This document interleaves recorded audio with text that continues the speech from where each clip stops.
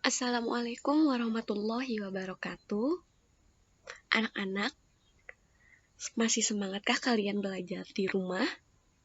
Nah, kali ini Ibu akan melanjutkan penjelasan materi tema 1, Indahnya Kebersamaan, di kelas 4 ini. Nah, sebelumnya Ibu kan sudah menjelaskan pada muatan bahasa Indonesia. Ayo, masih ingat tentang apa muatan bahasa Indonesia? Iya, benar sekali. Muatan bahasa Indonesia itu mempelajari tentang gagasan pokok dan gagasan pendukung.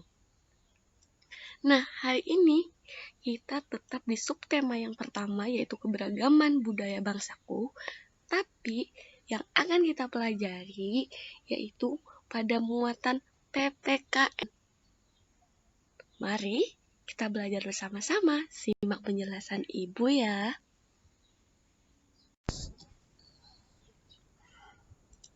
Langsung saja ya, kita masuk di subtema 1, masih seperti kemarin, dengan subtema keberagaman budaya bangsaku. Seperti subtemanya, keberagaman budaya. Jadi, di muatan PPKN ini, itu kita akan mempelajari di KD 3.4. Mengidentifikasi berbagai bentuk keberagaman suku bangsa, sosial, dan budaya di Indonesia yang terikat persatuan dan kesatuan. Jadi garis besar yang kita pelajari adalah keberagaman yang ada di Indonesia dan sikap yang mencerminkan persatuan dan kesatuan. Ayo kita mulai lagi, kita jelaskan apa itu keberagaman. Kalau kalian sudah mengerti, baru Ibu akan ajarkan kembali sikap mencerminkan persatuan dan kesatuan.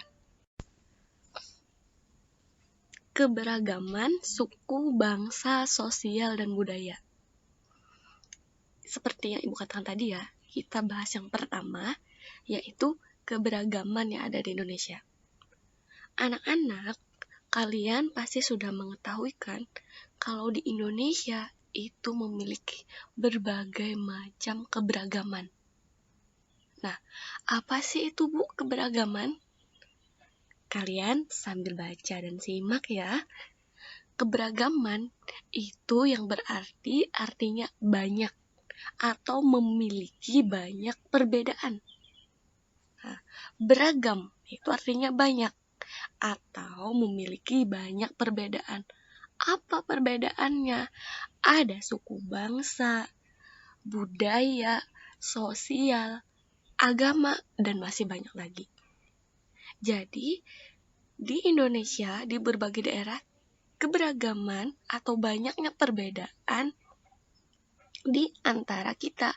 Budaya yang berbeda antar daerah, sosial yang berbeda, suku bangsa yang berbeda, dan agama pun berbagai macam. Tapi di sini Ibu akan tekankan mempelajarinya adalah keberagaman budaya. Ingat gak kalian? Dalam Bhinneka Tunggal Ika, yang artinya berbeda-beda tapi tetap satu jua. Itu mengartikan bahwa walaupun kita memiliki banyak perbedaan antar daerah, baik itu suku, bangsa, sosial, adat istiadat maupun agama, tapi kita tetap satu, yaitu bangsa Indonesia. Nah, apa itu satu? Kita harus mencerminkan persatuan dan kesatuan.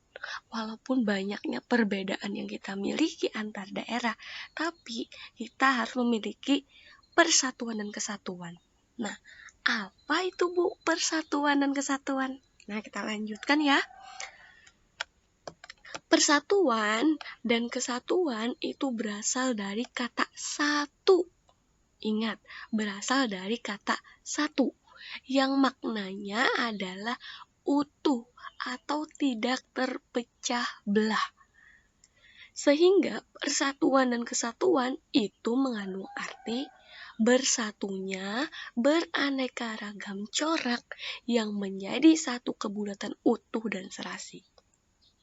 Nah, berhubungan kan dengan keberagaman tadi, walaupun kita beragam atau banyak atau berbeda, tapi kita harus memiliki persatuan dan kesatuan, yang artinya kita harus utuh, tidak terpecah belah.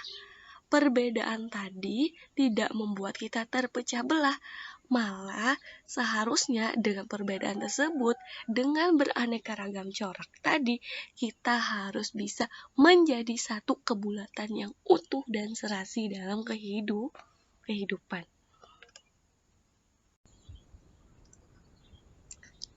Kalau tadi kalian sudah Ibu jelaskan mengenai pengertian keberagaman dan pengertian dari persatuan dan kesatuan, sekarang Ibu akan memberikan contohnya.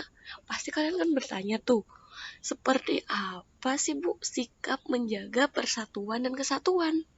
Nah, sikap menjaga persatuan dan kesatuan itu ada di berbagai lingkungan kehidupan kita. Yang pertama, contoh sikap menjaga persatuan dan kesatuan di lingkungan keluarga. Contohnya, saling membantu antar anggota keluarga, saling menyayangi antar anggota keluarga. Ini cuma contoh 2 dari yang lainnya. Masih banyak lagi contoh-contoh kalian menjaga kalian agar tetap utuh dan serasi dalam keluarga. Contohnya tadi, membantu anggota keluarga. Dengan sikap kita membantu, maka anggota keluarga kita di rumah makin erat dan harmonis. Begitu pula dengan sikap saling menyayangi. Dengan kasih sayang, maka tidak ada perpecahan atau perkelahian dalam keluarga. Selanjutnya, sikap menjaga persatuan dan kesatuan di lingkungan sekolah. Contoh lainnya nih, tidak membeda-bedakan teman, bermain bersama teman. Nah, keduanya ini saling berhubungan. Artinya, kalau kalian ingin tetap utuh dan serasi di dalam lingkungan sekolah, maka kalian harus bermain bersama teman, tidak membeda-bedakan teman kita. Tidak membedakan asal kulitnya, kalian cuma mau berteman sama kulit hitam saja atau putih saja, nah itu tidak boleh. Atau ingin berteman dengan siswa atau teman yang pintar saja, nah itu tidak boleh juga. Jangan membeda-bedakan teman, siapapun itu, baik asalnya, warna kulitnya, ataupun latar belakangnya, kalian tidak boleh membeda-bedakan. Bermainlah bersama teman-teman kita, siapapun itu, asalkan itu baik. Nah, selanjutnya, bagaimana di lingkungan masyarakat menjaga persatuan dan kesatuan di lingkungan masyarakat, yaitu bisa dengan cara kerja bakti atau gotong royong. Nah, dengan kegiatan bersama-sama ini, maka kita akan semakin erat antar warga masyarakat. Dan tidak ada perselisihan antar warga masyarakat. Jadi, ketiga contoh sikap menjaga di berbagai lingkungan ini, menjaga persatuan dan kesatuan ini, harus kalian terapkan di lingkungan kalian.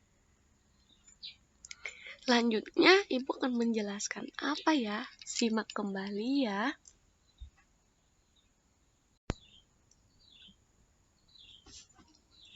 Masih di muatan PPKN, kalau tadi Ibu menjelaskan dan memberikan contoh sikap menjaga persatuan dan kesatuan, sekarang hampir sama saja sih ini tentang contoh kegiatan yang dapat mempererat persatuan dan kesatuan.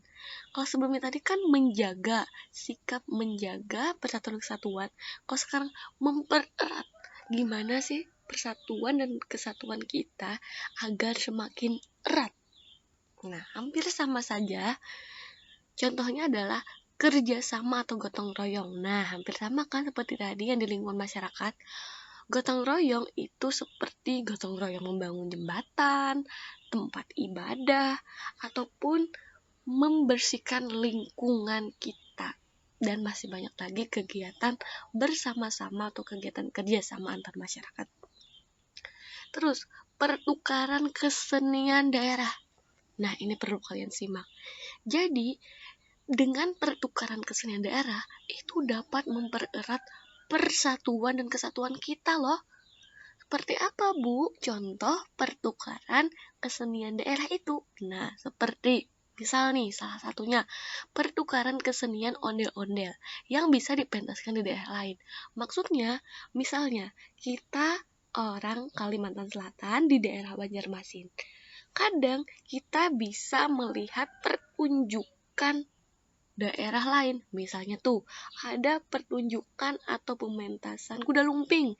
Nah, padahal kuda lumping itu adalah pertunjukan kesenian kebudayaan asal daerah Jawa. Nah, dengan pertukaran seperti itu, maka kita dapat mengetahui kebudayaan dari daerah lain, dan itu dapat mempererat persatuan dan kesatuan kita. Atau misalnya contoh pementasan tarian Kalimantan Selatan yang bisa dipentaskan ke daerah lain, misal di Jakarta, di Surabaya, atau Yogyakarta. Jadi, kesenian daerah lainnya itu bisa dipentaskan di berbagai daerah di luar daerahnya. Jadi bisa dipentaskan di berbagai daerah lain yang mana itu dapat mempererat persatuan dan kesatuan kita. Contoh yang terakhir yaitu mengadakan festival tradisional. Nah, dengan festival tradisional, maka kita dapat mengenal, mengetahui, bahkan contohnya seperti kuliner, kita dapat merasakan hasil dari atau kebudayaan dari daerah lain. Contohnya nih, festival makanan atau kuliner. Dengan adanya festival makanan, maka kita bisa tuh merasakan makanan khas dari daerah lain. Misalnya kerak telur. Pernah kan kita makan kerak telur asal dari Betawi, Jakarta. Atau gudeg dari Jawa. Atau rendang misalnya. Dan masih banyak lagi. Dan daerah lain pun bisa merasakan makanan khas kita. Misalkan soto Banjar. Ataupun yang lainnya. Nah, dari penjelasan Ibu dari slide pertama sampai ini, apa sih manfaat dari persatuan dan kesatuan? Nah, dengan adanya keberagaman dan diikuti dengan persatuan dan kesatuan, maka manfaatnya sangat banyak. Contohnya nih ada 3, terciptanya hidup rukun, menumbuhkan rasa persaudaraan, dan pekerjaan menjadi ringan. Nah, iya, menjadi rukun dan menumbuhkan rasa persaudaraan itu karena apa? Persatuan dan kesatuan itu menumbuhkan keutuhan atau keserasian. Pekerjaan menjadi ringan. Seperti pepatah, berat sama dipikul, ringan sama dijinjing. Artinya kalau kita mengerjakan bersama-sama, maka pekerjaan yang berat pun akan menjadi ringan atau mudah. Nah, cukup sampai di sini penjelasan Ibu di muatan PPKN. Sekarang akan Ibu beri kalian tugas. Lihat ya di slide selanjutnya. Nah, tugasnya ini. Ayo perhatikan dulu ya. Pak Sami, Pak Encep, Pak Made, Pak Udin, dan Pak Nur tinggal di kampung Babakan. Mereka berasal dari suku yang berbeda-beda. Mereka juga mempunyai kesukaan makanan yang berbeda-beda. Makanan kesukaan mereka adalah makanan khas daerahnya masing-masing. Mereka juga sangat ahli loh dalam memainkan alat musik daerah masing-masing. Mereka menggunakan bahasa Indonesia sebagai bahasa sehari-hari, meskipun masih sangat berpengaruh dengan logat bahasa daerah mereka. Nah, kalian bisa buka buku tema 1 kalian di halaman 28. Nah, di sana ada gambar yang sama nih di halaman 28. Coba deh kalian kerjakan di halaman 29. Kalian harus cari tahu, tulis di mana asal Pak Sami, di mana asal Pak Encep, dan yang lainnya. Bahasanya apa, makanannya apa, alat musiknya apa, pakaian, tarian, serta kebiasaannya. diidentifikasi ya. Kalau kalian kurang mengerti, bisa hubungi guru kalian, tanyakan. Nah, sampai di sini ya. Wassalamualaikum warahmatullahi wabarakatuh. Semoga selalu semangat walaupun masih belajar di rumah.